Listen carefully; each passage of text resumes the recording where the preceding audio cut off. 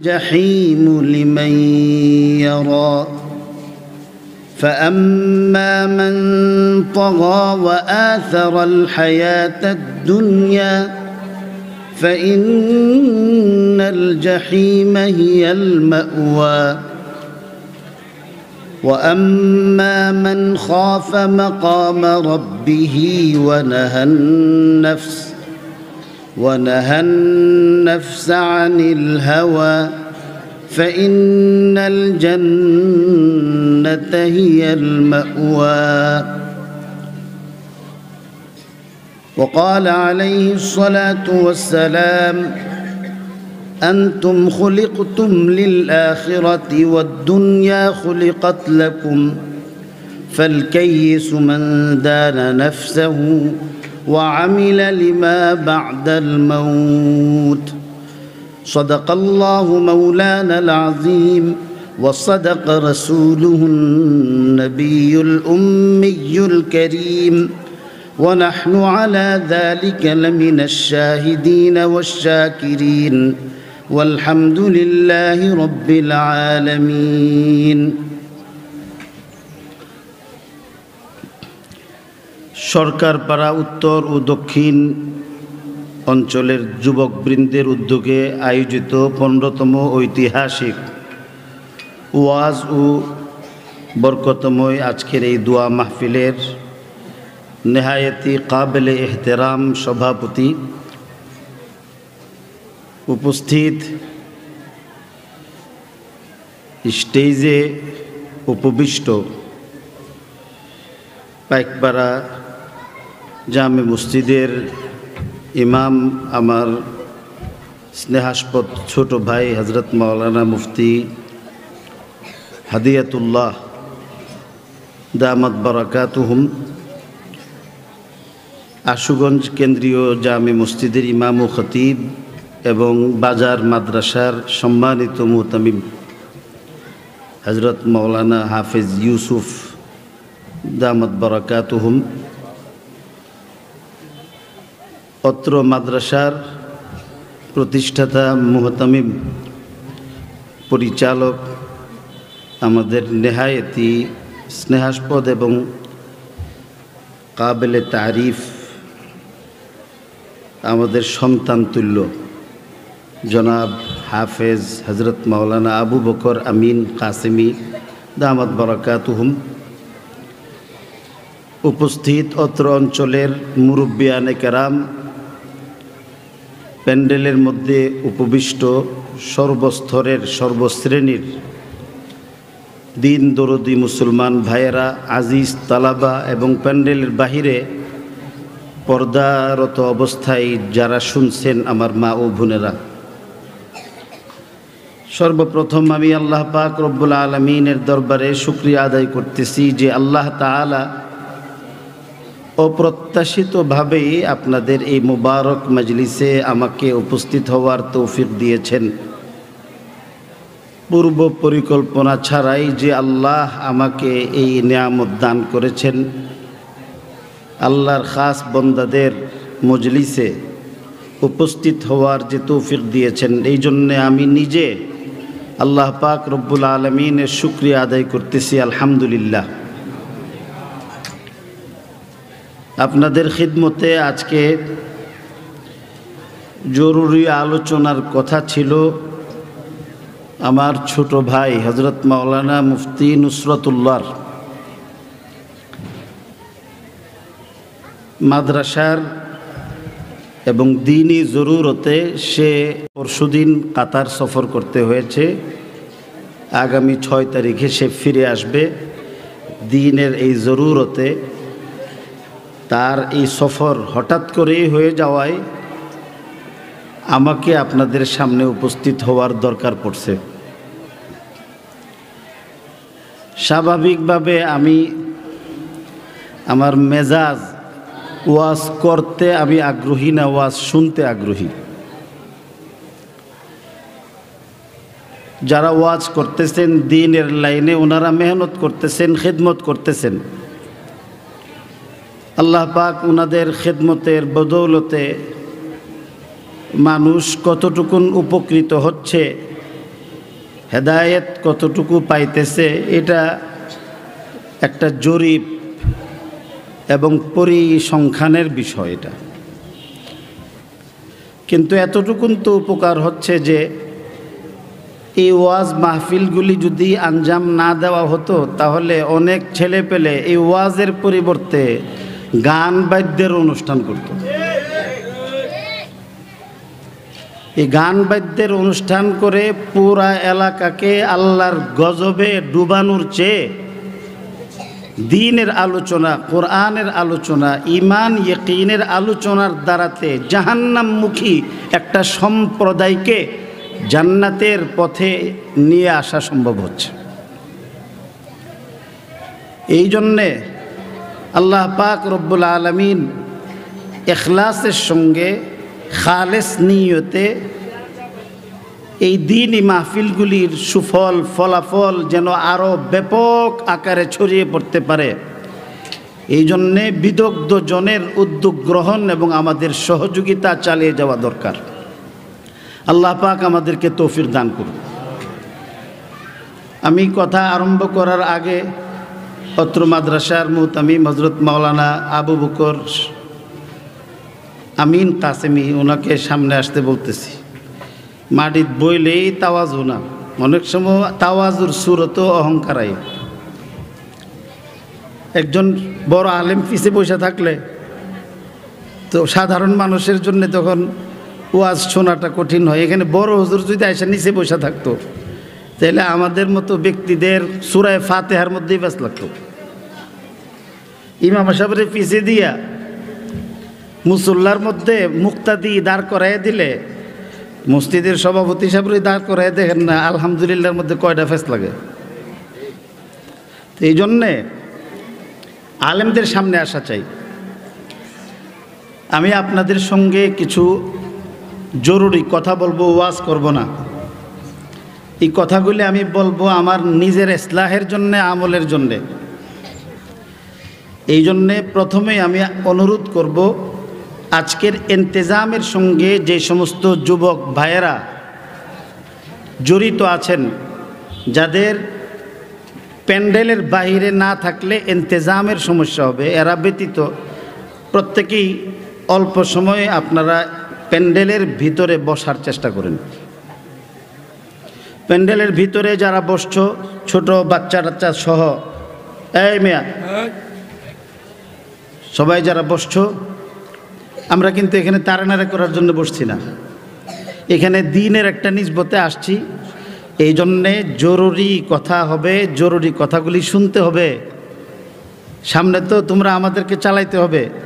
তো এখন যদি চালাইবার মতো এমন চালিকা শক্তি তোমাদের না থাকে তাহলে তো কিছুদিন পরে ড্রাইভিং না জানি গাড়ি নিয়ে নামলে নিজেও মরবে, যাত্রীদেরকেও মারবে। এই জন্যে আমলের নিয়তে কিছু কথা আল্লাহ আমাকে বলার তৌফিক দান করুন, বলেন আমিন। আমাদের সবাইকে সেই কথাগুলো আমলের নিয়তে মনের দিলের কান দিয়া শ্রবণ করারও তৌফিক দান করুন। আমি আপনাদের খিদমতে কুরআন শরীফের আয়াত তেলাওয়াত করছি। এই আয়াতের মধ্যে আল্লাহ পাক রব্বুল আলামিন ইরশাদ করছেন, আমরা যে আজকে আমল করতেছি, জান্নাত না দেখে, জাহান্নামের কঠিন শাস্তি প্রত্যক্ষ না করে, আল্লাহ পাক রব্বুল আলামিনকে না দেখে, ঈমান বিল গায়বের ভিত্তিতে আমরা যে আমল করতেছি, এই ভালো মন্দ সমস্ত কর্মকাণ্ডগুলো হাসরের দিন আমার আপনার চোখের সামনে চলে আসবে, আমাদের সেদিন স্মরণ হবে। ইয়াউমা ইয়াতাযাক্কারুল ইনসানু মা সাআ ওয়া বুররিজাতিল জাহিমু লিমান ইয়ারা فأما من طغى وآثر الحياة الدنيا فإن الجحيم هي المأوى। তো হাসরের দিন ভালো কাজ যারা করবে, এই ভালো কর্মফল তার সামনে প্রস্ফুটিত হবে, বুরা কাম যারা করবে, খারাপ কাজ করবে, এই খারাপ কামের চিত্র তার সামনে আসবে। যারা দুনিয়ার জিন্দিগিতে আল্লাহর নাফরমানি করবে, অবাধ্য হবে, সেদিন আল্লাহ পাক রব্বুল আলামিন তাদেরকে বেরি পরাইয়া জাহান্নামের দিকে টান্না নিয়ে যাবে। আর যারা আল্লাহর দরবারে হিসাব দিতে হবে বলে ভয় করে যে আমার এই জিন্দিগি চূড়ান্ত জিন্দিগি নয়, এই জিন্দিগির পরে আমার আরেকটি জীবন আছে, দুনিয়ার বুকে আমি যা করতেছি না করতেছি সবগুলোর হিসাব আল্লাহ পাক রব্বুল আলামিনের দরবারে পুঙ্খানুপুঙ্খ রূপে আমাকে আপনাকে দিতে হবে। আল্লাহর দরবারে কাঠগড়ায় দাঁড়ানোর ব্যাপারটাকে যারা ভয় করে আর নিজের মন চাহি জিন্দিগির খেলাফ নফসের বিরোধিতা করে আল্লাহর আনুগত্য প্রদর্শন করে, আল্লাহ পাক রব্বুল আলামিন বলছেন যে এদের ঠিকানা হবে জান্নাত। আমি আপনাদের খিদমতে এই আয়াত তেলাওয়াত করছি, আয়াতের তরজমা তফসিরের জন্য না। ওয়াজ নসিহতের আসল উদ্দেশ্য কি? ওয়াজ নসিহতের আসল উদ্দেশ্য হলো যে আল্লাহ পাক রব্বুল আলামিন আমাকে আপনাকে দুনিয়ার বুকে সৃষ্টি করে পাঠিয়েছেন আল্লাহর বন্দেগী করার জন্য। ইবাদত হলো আমাদের মূল লক্ষ্য।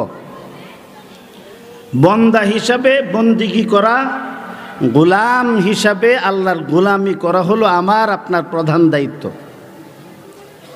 কিন্তু আল্লাহ পাক রব্বুল আলামিন আমাকে আপনাকে আল্লাহর বন্দেগী করবার জন্য যে পাঠিয়েছেন, এটা যে আসল কাজ, এই আসল কাজটা দুনিয়াবি কর্মকাণ্ডের দ্বারা আড়াল পড়ে যায়। আমরা মনে করি দুনিয়া কামানোটা, দুনিয়ার মধ্যে ভালো চলতে পারা, ভালো খাইতে পারা, ভালো বাসস্থানের ব্যবস্থা করা, ভালো কাপড় চোপড় পরিধান করা, সুখ শান্তিতে আরাম আয়েশের সঙ্গে বিলাসী জীবনযাপন করা, অর্থ উপার্জন করতে পারা, এটাই হলো আমার আপনার আসল কাজ। আসল হলো এটা, হলো উল্টা। যেটা আসল এটা নকল হয়ে গেছে, আর নকলটা আসল হয়ে গেছে। আসলটা কেন নকল হয়, নকলটা কেন আসল হয়? আমি আল্লাহর বান্দা হিসেবে কেন বন্দেগী করতে পারি না? কি কারণে, কি রোগ আমার সৃষ্টি হয়েছে? ওই রোগ থেকে আমার মুক্তির কি ব্যবস্থা আল্লাহ পাক রাখছেন? কোরআন শরীফের মধ্যে কি প্রেসক্রিপশন দিয়েছেন যে কি কারণে আল্লাহরে ডাকলে মজা লাগে না, কি কারণে বন্দেগীর দিকে অনীহা, দুনিয়ার দিকে আগ্রহ, কি কারণে হারাম করতে মজা লাগে, হালালের দিকে মন যাইতে চায় না। এই কারণগুলি উদ্ঘাটন করে এটা একটা রোগ। এই রোগগুলির চিকিৎসা ওলামা একরাম, যারা ধর্মীয় ডাক্তার, আধ্যাত্মিক ডাক্তার, তাদের কাছ থেকে পরামর্শ নিয়ে ওই রোগগুলি থেকে নিজেদেরকে পাক সাফ করা, আরোগ্য লাভ করাটা হলো ওয়াজের উদ্দেশ্য। এটা কিচ্ছা কাহিনীর উদ্দেশ্য না। এটা এই জন্যে ওয়াজের জন্যে জরুরি হইল আখলাকি বা আমল ব্যক্তি, এলেমওয়ালা ব্যক্তি। এই ব্রাহ্মণবাড়িয়ার প্রতিটি অঞ্চল, প্রতিটি বালু কণা, মাটি, ইঞ্চি ইঞ্চি এমন আল্লাহওয়ালাদের ওয়াজ নসিহতের দ্বারা আবাদ হয়েছে। এখানে ওয়াজ করছেন কে? ফখরে বাঙ্গাল হজরত মাওলানা তাজুল ইসলাম রহমতুল্লাহ আলী। ফখরে বাঙ্গাল, ফখরে বাঙ্গাল সেই ব্যক্তি যিনি দেওবন্দ থেকে আসার সময় দেওবন্দের তৎকালীন বড় হুজুর হজরত আনোয়ার শাহ কাশ্মীরি রহমতুল্লাহ আলী বলেছিলেন যে তাজুল ইসলামের সঙ্গে এলেমের জাহাজ চলে যেতেছে বাংলাদেশ। এখানে ওয়াজ করছেন আমাদের মুফাসসির হুজুর, বাদুগরের বড় হুজুর, রাইসুল মুফাসসিরিন যাকে বলা হইত, সমস্ত মুফাসসিরিন কেরামের সম্রাট, যিনি একটা আয়াত তফসির শুরু করলে 1 মাস ওয়াজ করার পরও ওই আয়াতের তফসির শেষ হইত না। কার সামনে গল্প বলবো আপনাকে? গল্প রাইসুল মুফাসসিরিন এই উপাধি আমাদের বড় হুজুর লাভ করছিলেন কিশোরগঞ্জের জামিয়া ইমদাদিয়া মাদ্রাসার মধ্যে। আমি তো গল্প বলি, আড্ডা দেই। হযরত মাওলানা সিরাজুল ইসলাম রহমতুল্লাহ আলাইহি তখন নৌজওয়ান, ফখরে বাঙ্গাল রহমতুল্লাহ আলাইহির সঙ্গে কিশোরগঞ্জ মাদ্রাসায় গেলেন।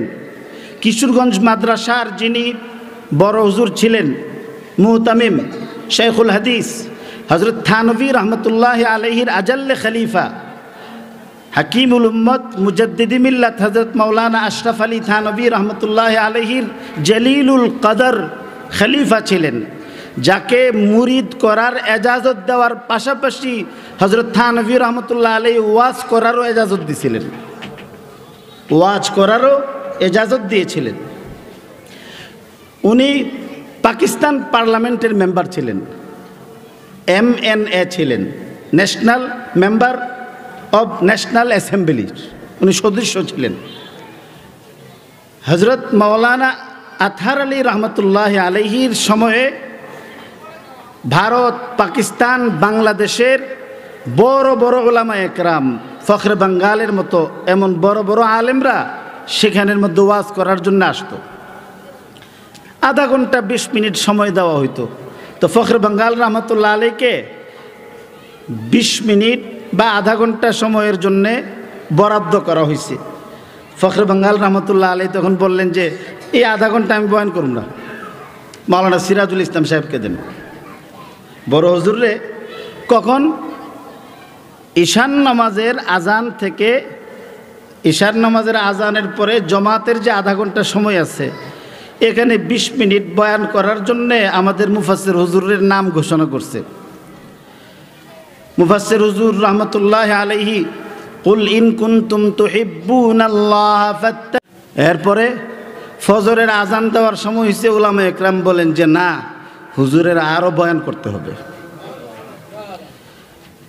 আমাদের ব্রাহ্মণবাড়িয়ার, আমি বলি যে উনাদের দুর্ভাগ্য যে উনারা ব্রাহ্মণবাড়িয়ার মতো এলাকার বাংলাদেশের একটা অঞ্চলের মধ্যে ওনাদের জন্ম হয়েছে। ওনাদের জন্ম যদি ব্রাহ্মণবাড়িয়া বাংলাদেশে না হইয়া আরব দেশের কোথাও হইতো, আজকে ওনাদের নামে বলিয়ম কিতাব লেখা হইতো।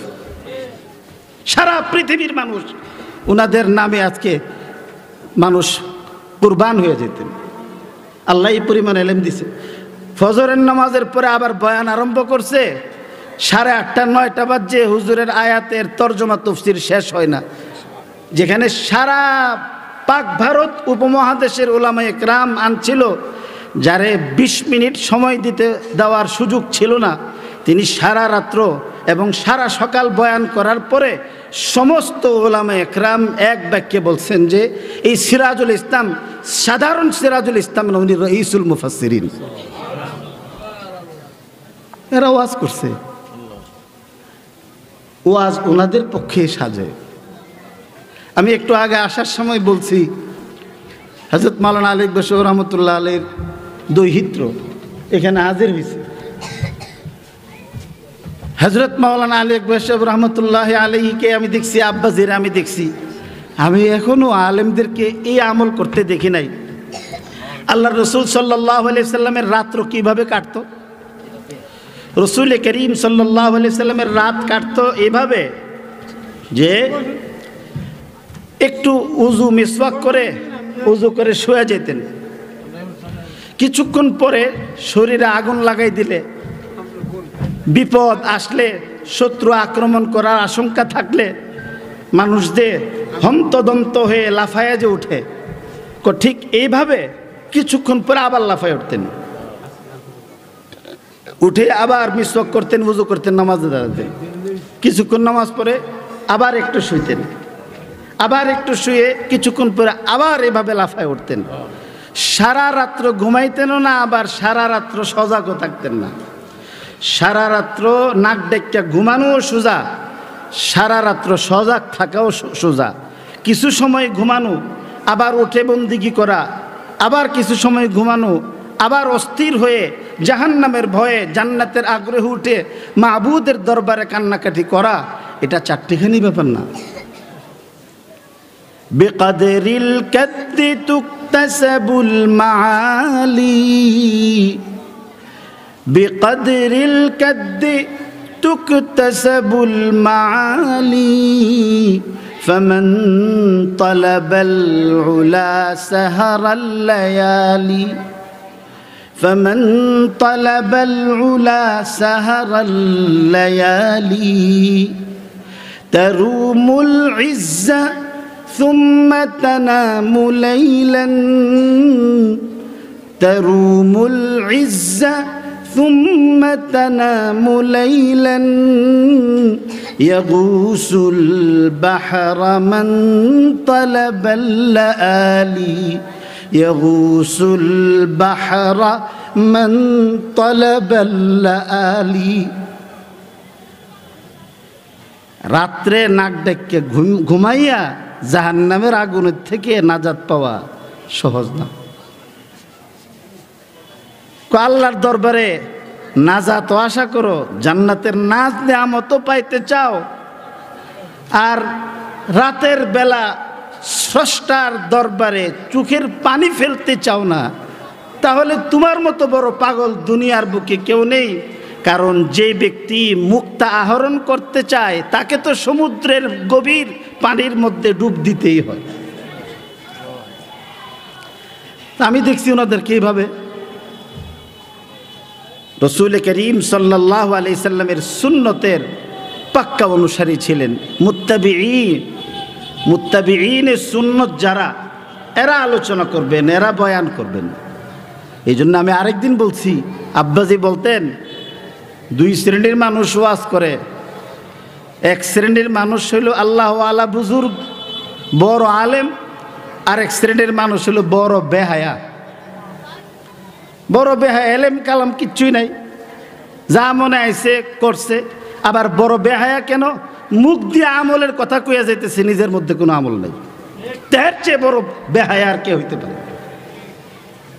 সেই জন্যে কথা বলাটা এটা এত চারটেখানি ব্যাপার না যে ওয়াজ খালি করব। আমি আপনাদের খিদমতে আমার আপনার মধ্যে কি ধরনের খারাপি ঢুকছে, কি কারণে আজকে সমাজ নষ্ট হচ্ছে, ভালো মানুষের ঘরে খারাপ ছেলে পেলে কেন হচ্ছে, কেন মানুষ আল্লাহরে ডাকতে পারে না, এই সব কিছু একটা অনুষ্ঠান সর্বস্ব ইসলাম হয়ে গেছে। যে ভাবা হয় যে বাস একবার নারা তাকবীর, একবার আল্লাহু আকবার, গরু জবকের একজন খাওয়াইতে পারলো, আর সামনে আপনার নারা তাকবীর জিন্দাবাদ বললো, কতক্ষণ মুখে মুখ দিয়ে কথার ফুলঝুরি ছড়াইয়া দিতে পারলাম আমি, আমার দায়িত্ব শেষ হয়ে গেছে। এটার নাম ইসলাম না। ইসলাম তো করার নাম, আমলের নাম। এই জন্য দেখেন আজকের এই যুবক শ্রেণী, আমাদের এই যুবক সম্প্রদায়ের উদ্যোগে আজকের এই মাহফিলের ইন্তজাম করা হয়েছে। যুবকদেরকে একটা সমাজের মেরুদণ্ড বলা হয়। যুবক যদি ঠিক থাকে, সমাজ ব্যবস্থা ঠিক হবে। আমাদের এই যুবকরা আজকে নষ্ট হইতেছে কিসের কারণে? কোন কোন কারণগুলি আজকে আমাদের এই যুব সমাজকে বিপদগামী করতেছে? যুবকদেরকে বিপদগামী করার এবং যুবকরা বিপদগামী হওয়ার সবচেয়ে বড় একটা কারণ হলো অসৎসঙ্গ, খারাপ ছেলে পেলেদের সঙ্গে এদের উঠা বসা। আল্লাহ পাক রব্বুল আলামিন এই জন্য বলছেন যে খারাপ মানুষের সঙ্গ গ্রহণ করো না, নেককার লোকদের সঙ্গ গ্রহণ করো। ইয়া আইয়ুহাল্লাযীনা আমানুত্তাকুল্লাহা ওয়া কুনু মা'আস সাদিকিন। হে ঈমানদার বিশ্বাসী সম্প্রদায়, তোমরা আল্লাহকে ভয় করবে, আল্লাহকে তোমরা ভয় করো এবং নেককার সৎ লোকদের সান্নিধ্য গ্রহণ করো। সৎ লোকদের সান্নিধ্য যদি গ্রহণ করা হয়, তখন কলবের মধ্যে সৎ লোকের নেক আমলের প্রভাব পড়ে, অন্তরের মধ্যে যত খারাপি আছে, আমলের মধ্যে যত খারাপি আছে, বিশ্বাসের মধ্যে যত খারাপি আছে, আখলাকের মধ্যে যত খারাপি আছে, নেককার মানুষের সান্নিধ্য গ্রহণ করার দ্বারাতে এই সব খারাপিগুলি দূর হয়। আল্লাহ পাক ওই খারাপিগুলিকে নেক দিয়া বদলে দেন। দিল্লির আমাদের আকাবিরদের এক বুজুর্গ শেখ সাদি রহমতুল্লাহ আলাইহির গুলিস্তার মধ্যে এই ঘটনা আছে যে আসহাবে কাহাফের কুকুর নৌজওয়ান ইমানদার কয়েকজন আল্লাহওয়ালা ব্যক্তির সান্নিধ্য গ্রহণ করার কারণে ওই আসহাবে কাহাফের কুকুর আল্লাহর কাছে এমন মাহবুব হয়েছে, এত প্রিয় হয়েছে যে ওই আসহাবে কাহাফের যুবকদের সঙ্গে এই কুকুরটাও জান্নাতে যাবে।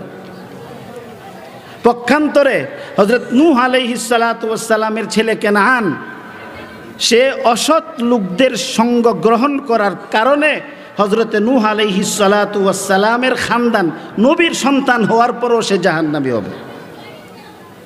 আজকে এখন আমাদের সবচেয়ে বড় খারাপির মধ্যে এটা যে ছেলেপেলেরা আল্লাহওয়ালা দিনদার ইমানদার বুজুর্গ মানুষের সান্নিধ্যে যায় না, খারাপ মানুষের সান্নিধ্যে যায়। কত বড় লজ্জার কথা আমি মনে করি ব্রাহ্মণবাড়িয়াবাসীর, যে গত কিছুদিন আগে খাবাড়ির মসজিদে, যেদিন আমি জানতাম না, খাবাড়ির মসজিদ প্রাঙ্গণে কোরআন শরীফের কোরআনে মাহফিল হয়েছে, কোরআনের তাফসির হয়েছে। ওই দিন ব্রাহ্মণবাড়িয়ার ইতিহাসের সবচেয়ে বড় কলঙ্কজনক অধ্যায় হয়েছে, স্টেডিয়ামের মধ্যে তথাকথিত এক গুনাহগার ব্যক্তির গানের আয়োজন করছে, লক্ষাধিক মানুষের সমাবেশ হয়েছে। এটা ব্রাহ্মণবাড়িয়ার জওয়ানদের জন্যে, যুবকদের জন্যে, বৃদ্ধদের জন্যে, সর্বশ্রেণীর মানুষের জন্যে কলঙ্ক। আমরা আজকে কিয়ামতের দিন গিয়ে আমাদের মুরব্বীদের কাছে কি জবাব দিব? ফখরে বাঙ্গাল রহমতুল্লাহ আলী যদি জিজ্ঞাসা করে যে আমি মিশরের আল আজহার ইউনিভার্সিটিতে পড়াইবার সুযোগ পেয়ে আমি প্রত্যাখ্যান করেছি, দারুল উলুম দেওবন্দের মধ্যে পড়াইবার প্রস্তাব আমি তাজুল ইসলামের আসছিল, আমি দারুল উলুম দেওবন্দে না পড়িয়ে ব্রাহ্মণবাড়িয়ার মধ্যে আমার সারা জিন্দেগি কুরবান করে গেছি। আজকে কোরআনের মাহফিলের মধ্যে 3 জন মানুষ হয় না, আর ব্রাহ্মণবাড়িয়ার লক্ষাধিক মানুষ তথাকথিত গুনাহগার ব্যক্তির গুনাহের মজলিসের মধ্যে গিয়ে কিভাবে উলুধ্বনি দেয়। আমাদের চিন্তার দরকার আছে, এটা কেন হয়েছে? ব্রাহ্মণবাড়িয়ার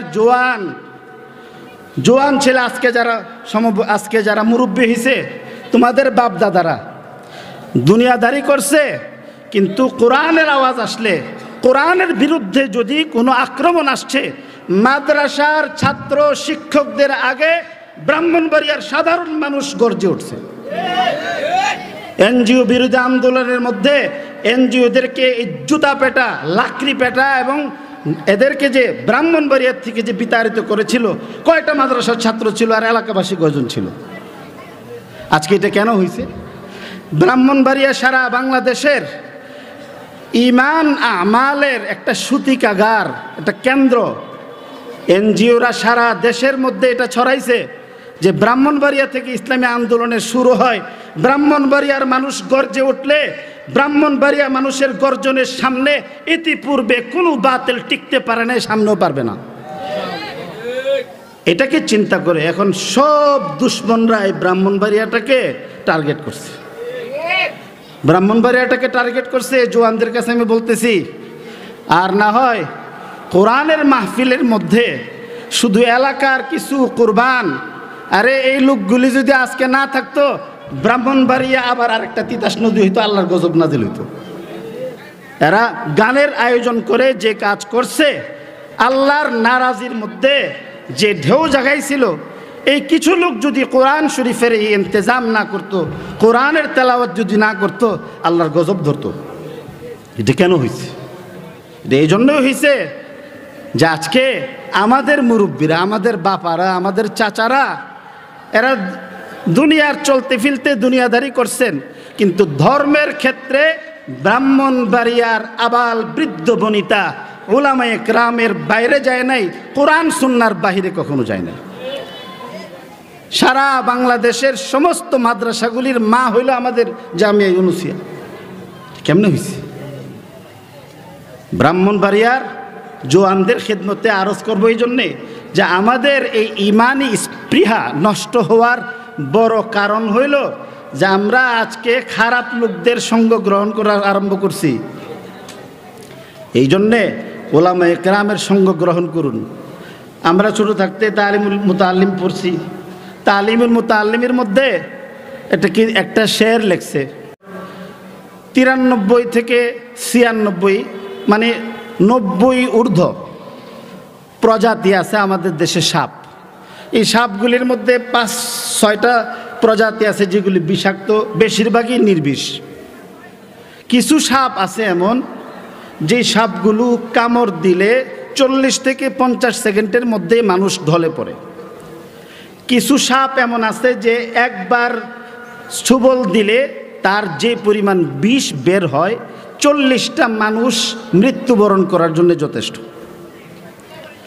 বুজুর্গানে দিন বলেন যে এই এক সাপের এক ছোবলে 40টা মানুষ মরার মতো বিষাক্ত পয়জন যদি থাকে, এর চেয়ে আরও বেশি মারাত্মক পয়জন হলো অসৎ সঙ্গীর সঙ্গটা।